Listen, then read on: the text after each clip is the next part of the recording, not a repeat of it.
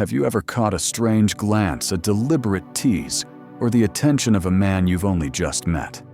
Not because you tried to stand out or draw closer to him. It's simply that you sense he is drawn to you. It's not magic, nor is it a flirtatious trick. You don't consider yourself attractive by conventional standards, nor particularly striking. Yet you stir something within him, because the deepest part of a man, the part he cannot yet name, recognizes you before his rational mind can react. It's as if his soul has met you before somewhere in another dimension.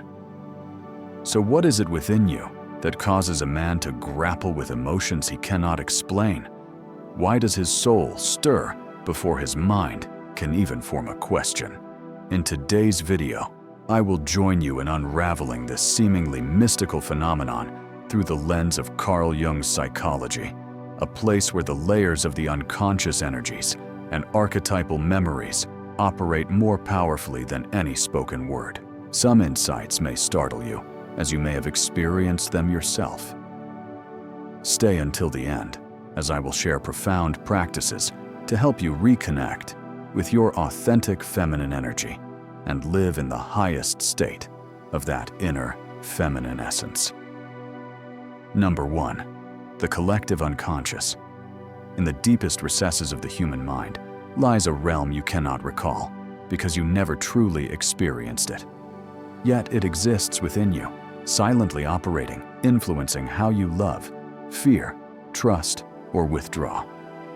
Carl Jung called this the collective unconscious, a psychological dimension you cannot learn to know, only immerse yourself in to recognize. Unlike the personal unconscious, where forgotten memories, childhood wounds, or repressed emotions reside, the collective unconscious does not belong to you alone. It is humanity's shared spiritual heritage, the ancient foundation upon which every soul builds its sense of self.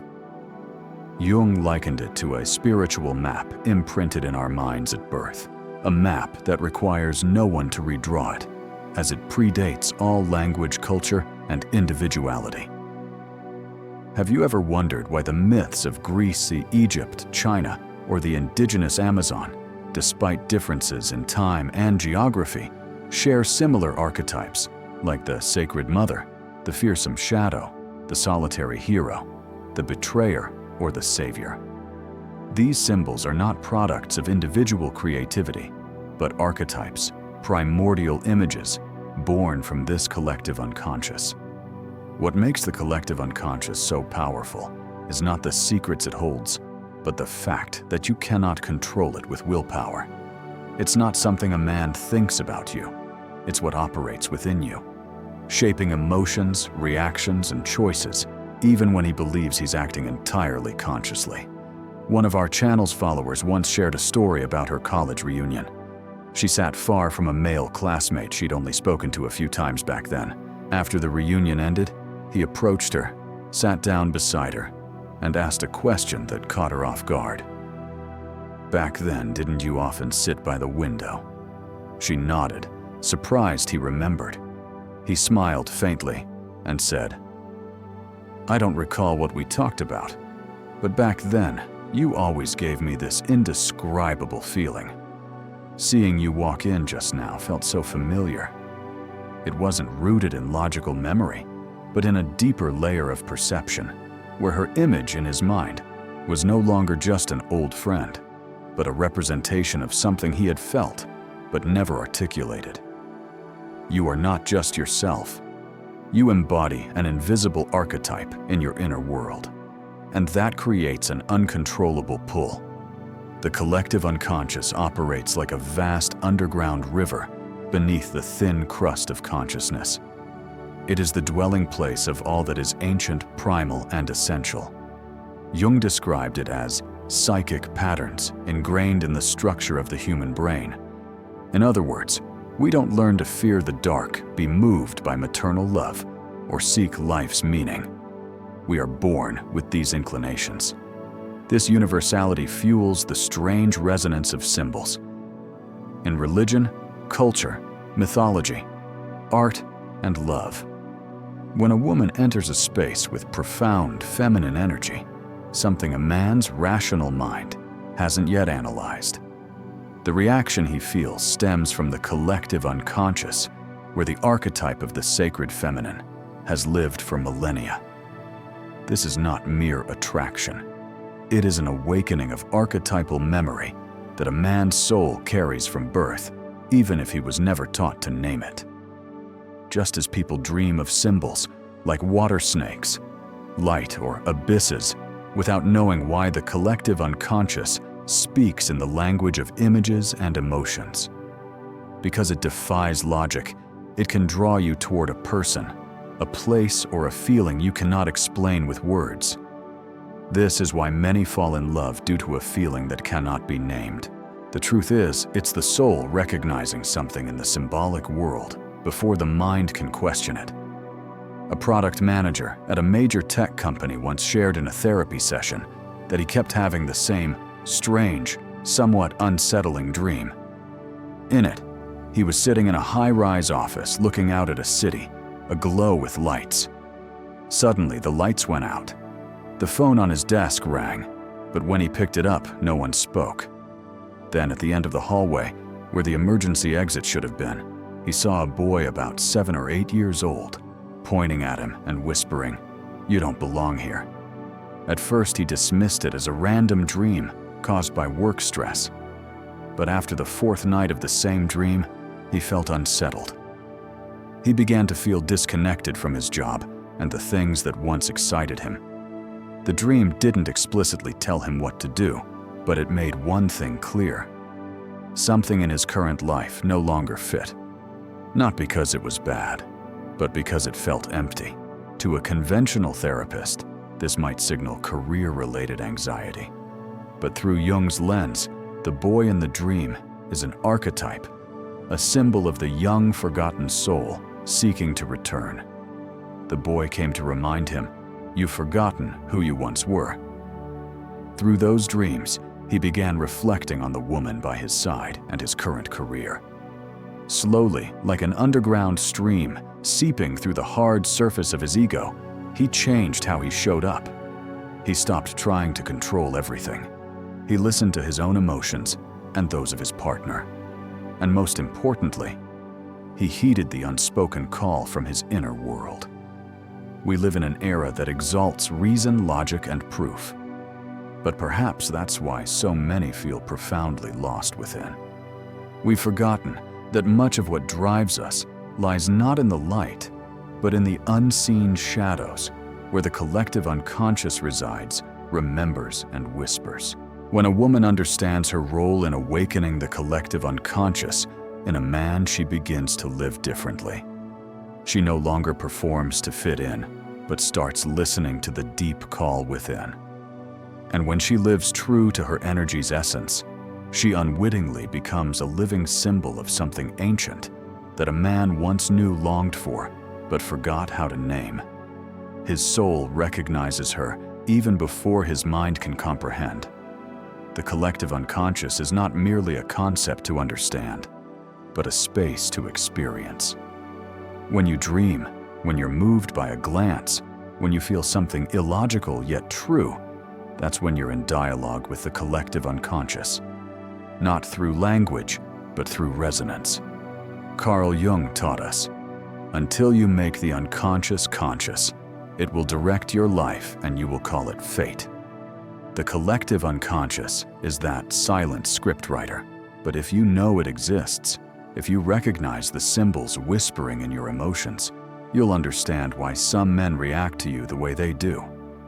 Understanding and feeling what lies within will give you agency in your relationships, freeing you from doubts or self-blame. Number 2, Mae Archetype. If the collective unconscious is the ancient map etched deeply into the human psyche, then Mae is one of the most vibrant and powerful symbols within that map. An archetype that every man carries within him, whether he is aware of it or not. From the previous section, we've seen that when a woman embodies her authentic feminine energy, a part of a man's soul instantly resonates even before his rational mind can process it. This reaction does not stem from his ego, but from the anima, the vivid feminine image in a man's inner world. According to Carl Jung, the anima embodies all that pertains to the feminine principle in a man's psyche: intuition, emotion, the capacity to connect with depth, softness, creativity, and mystery.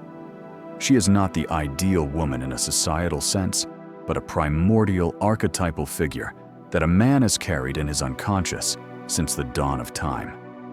Each man has his own unique shape, not only by his mother and the women who have been part of his life, but also by the ancient symbols inherited from the collective unconscious. The anima may appear in dreams, in moments of reverie, in profound emotional stirrings, and most notably, in the inexplicable reaction a man feels when encountering a woman whose energy aligns with hers. Imagine a man strolling through an art gallery. He enters a room and suddenly freezes before a painting. It's just a few abstract shapes with no clear theme, yet his heart tightens. Something distant, poignant, and beautiful grips him, making it impossible to turn away. As he glances to the side, he sees a woman standing there, also gazing at the painting, silent like him. In that moment, an unnamed sensation ripples through him as if she has touched a part of him. The part awakened by the painting, a part he didn't even know existed. It's not her beauty that captivates him, but her presence, like a piece of the puzzle in his unraveling inner world. Jung explained that the anima has many layers. On the surface, she may appear as the image of an ideal woman, beautiful, alluring, sensual, and inspiring. But as you delve deeper, the anima becomes more mysterious. A whisper in the darkness, an invitation to embark on a journey of self-discovery, a mirror reflecting everything a man has suppressed, denied, or forgotten. It's no coincidence that in many ancient myths, a woman often plays the role of guiding the hero through the darkness, from Psyche in Greek mythology to Beatrice in Dante's Divine Comedy. This is the anima's symbolic role, the inner feminine, that leads a man into the unconscious, where spiritual maturity begins. The anima's presence is not always pleasant. On the contrary, she often leaves a man feeling unsettled, conflicted, or lost in an inexplicable haze. Jung noted that the can be a muse, but also a sorceress. If a man is unprepared to confront the depths of his emotions and his inner shadow, that can become distorted, leading him into blind relationships, idealization, or obsession. She may drive him to love, recklessly cling desperately, or idealize a woman as an image that isn't real because he is not loving the woman herself, but the projection of hisma onto her. And this is the crux. The woman out there isn't Thema, but she can awaken the anima in any man. When she embodies softness without weakness, emotion without chaos, stillness without avoidance, she evokes the forgotten archetypal image within him. His soul recognizes her not as who she is, but as what she represents in his inner world. This attraction runs deeper than beauty. It is a resonance between the archetypal image and living reality. This explains why some men cannot take their eyes off a woman. Jung analyzed that only when a man confronts, engages with, and integrates his, can he truly step into spiritual maturity. Until then, he remains under her sway in her shadow form, either infatuated, avoidant, controlling, or idealizing women based on unconscious patterns. But when he begins to realize what I feel is not just about her, but about what she evokes in me, that is the first step toward individuation.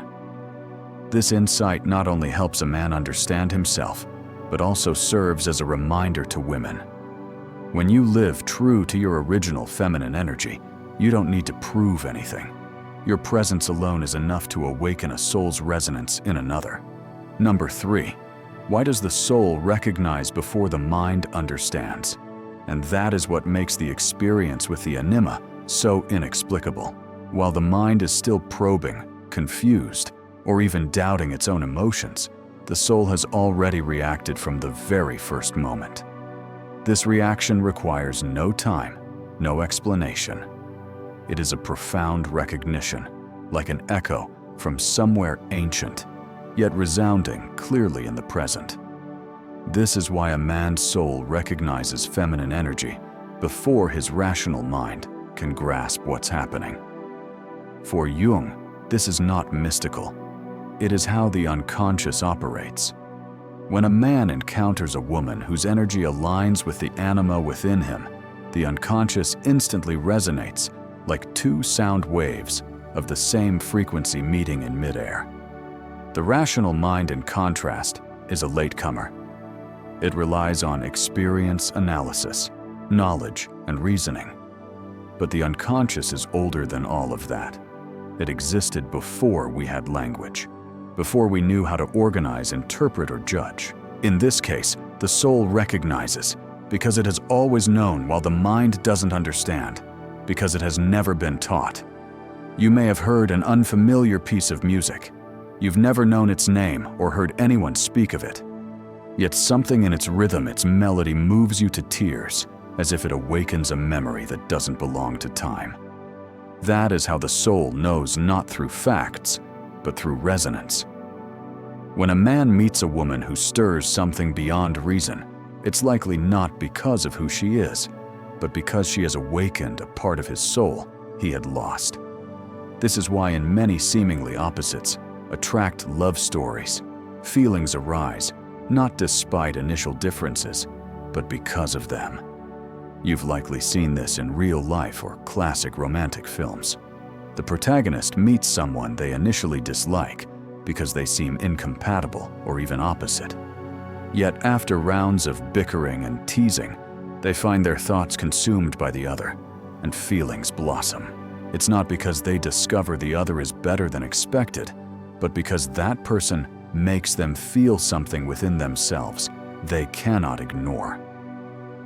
On the surface, modern psychology explains this through the mere exposure effect.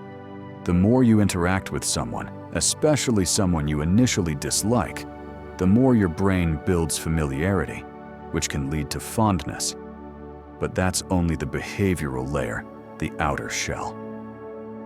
At a deeper level, according to Jung and contemporary emotion researchers, this kind of attraction often results from a complex, unconscious reaction where the other person unwittingly touches suppressed, unresolved, or underdeveloped parts of you. The more you try to push that feeling away, the stronger it returns. The man may not be attractive in a way you're accustomed to. He might even irritate you, but your presence illuminates him, strips him bare, opens him up as if an unseen pair of eyes is peering into a part of him no one has ever seen.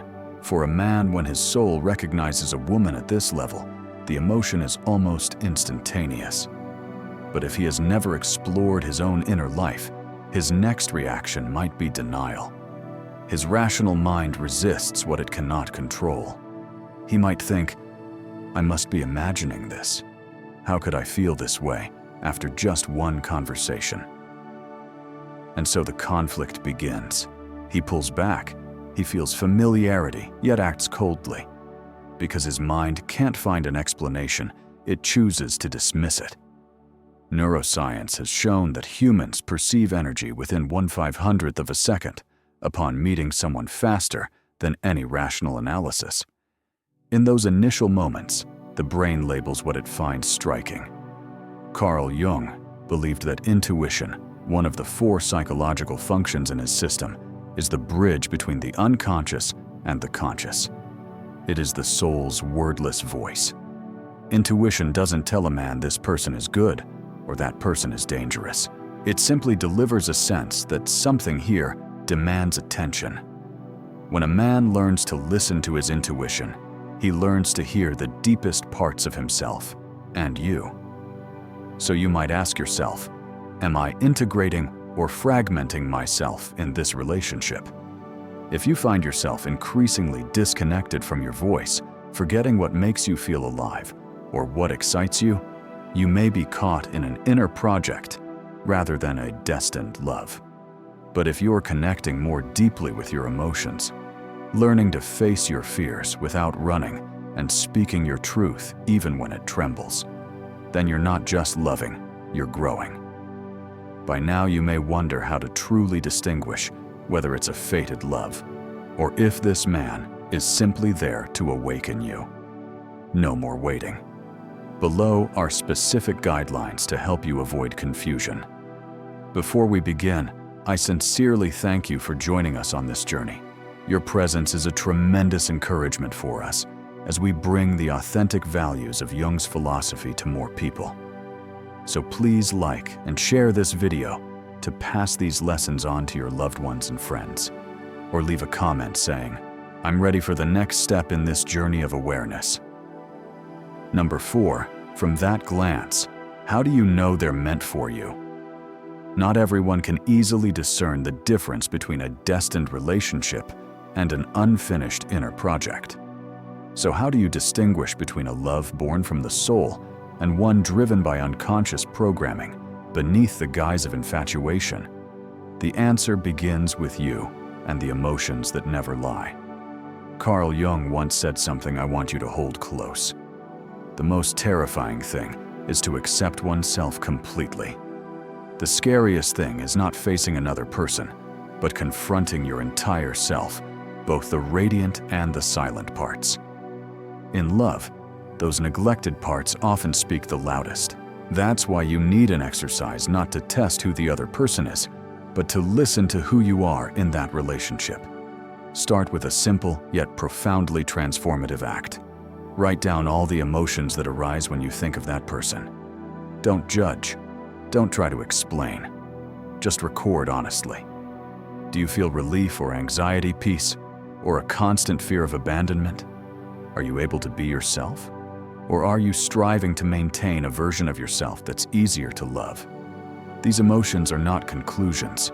They are a map. As Jung wrote in Psychological Types, emotion is the chief source of consciousness. There is no change from darkness to light, or from inertia to movement without emotion. Emotions are the source of awareness. Without them, there is no awakening. A woman once shared with me that she felt truly alive when with her partner, they could talk for hours about things she'd never shared with anyone. But when I asked if he's too busy to meet, "How do you feel?" she paused, anxious. "My heart races. I feel scared, like I might be abandoned." That was the clue. Part of her felt inspired, but a deeper part was gripped by a fear of abandonment. Not from the present, but from an old, unhealed wound. Jung wouldn't judge her. He would ask, "What will you do with that fearful part? Will you listen or keep avoiding it?" Next, observe your vital energy when you're with this person. Do you feel yourself expanding or contracting? Is your creativity awakened or drained with each compromise? A relationship truly born from the soul doesn't deplete you. It nourishes you, not through grand gestures from the other person, but through how you return closer to your authentic self.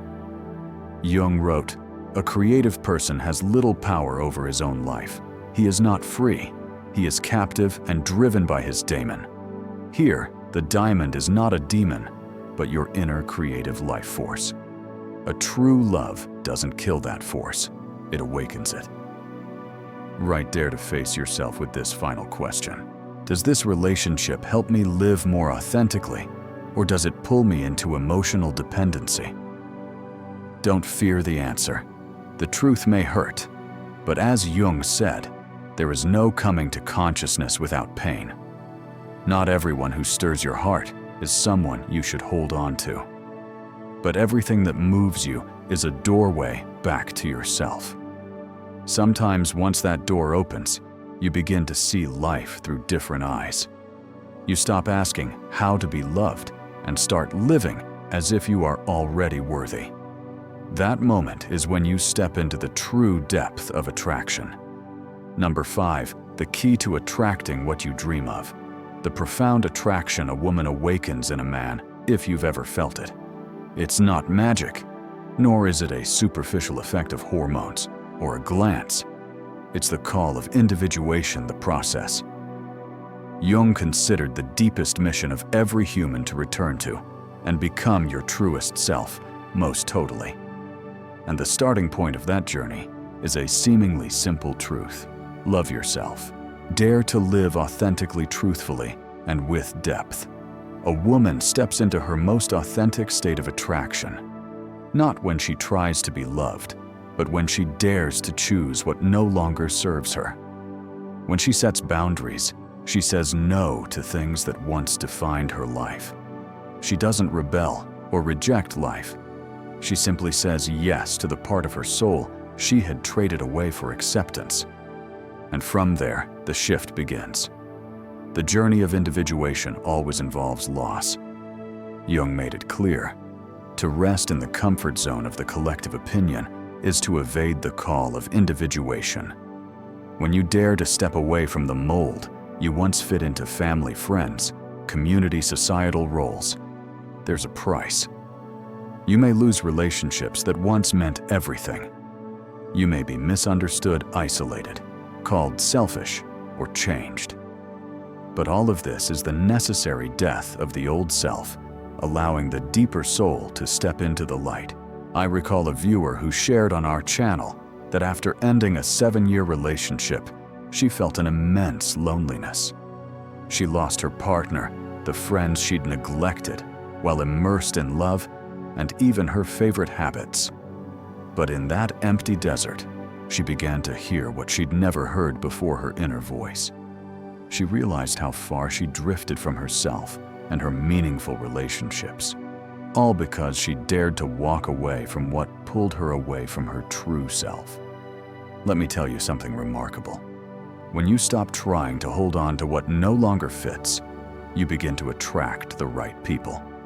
Not superficial acquaintances or those you must strain to fit with, but souls on the same frequency. Men who are also on their journey back to themselves. Jung called this synchronicity. When you transform from within, the universe rearranges the outside to match your new energy. The old worldview begins to crumble.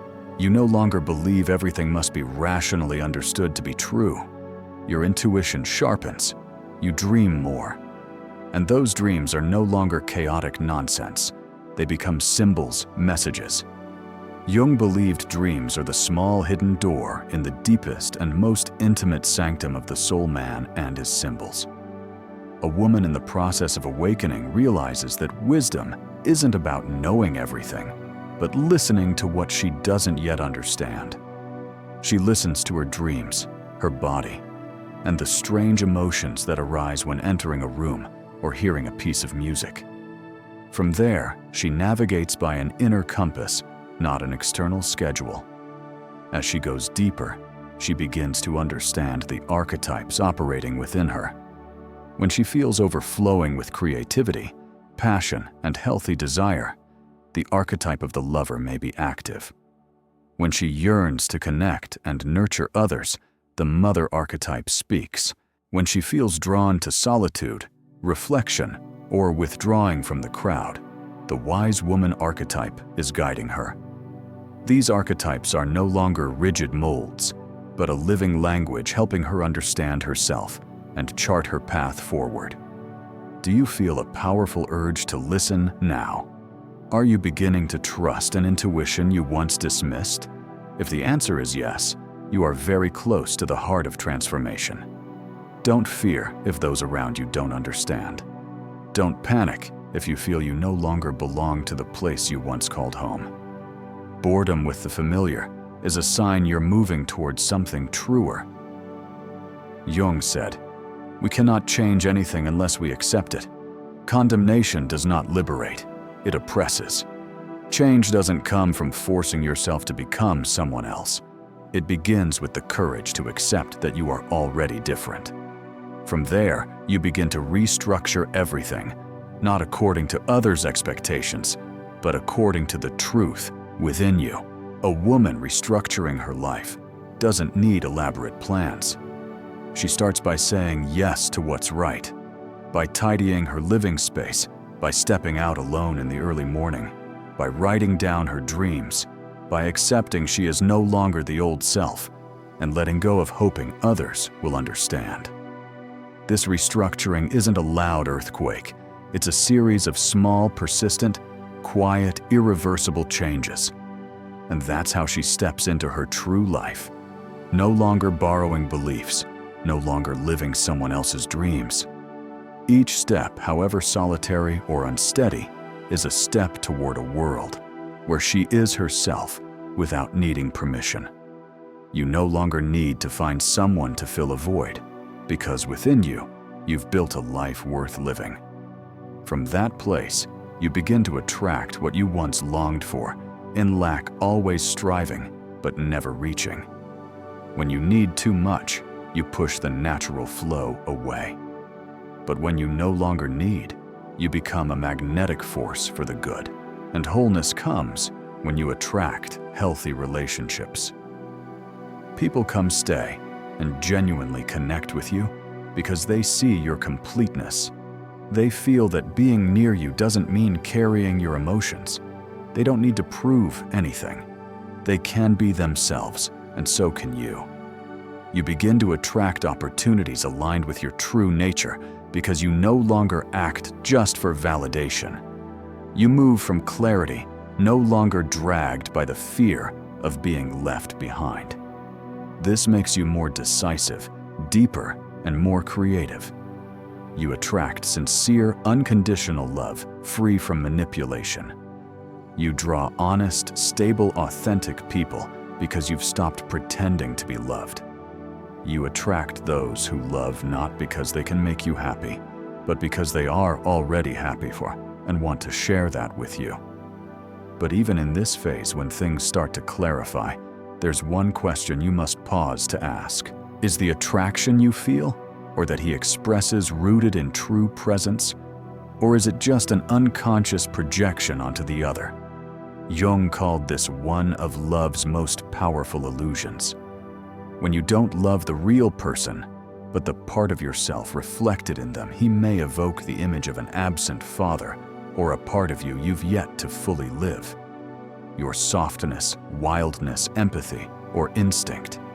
Likewise, he may project onto you the image of his anima, the idealized woman in his unconscious, who he thinks is you, but isn't. Jung didn't condemn projection. He understood it as an inevitable part of the journey of love. But he warned, projection makes the whole world a replica of one's unknown face. When you don't know who you are, the world becomes a mirror reflecting a face you've never dared to examine closely. And love in its rawest form is the stage for those deepest reflections. This is why in a conscious relationship, you don't just connect with the other. You must continually connect with yourself, asking, am I loving this person, or am I loving the part of me I think they hold? This question isn't about doubt, but about returning to reality with honesty. Only when you see yourself clearly can you truly see the other as they are.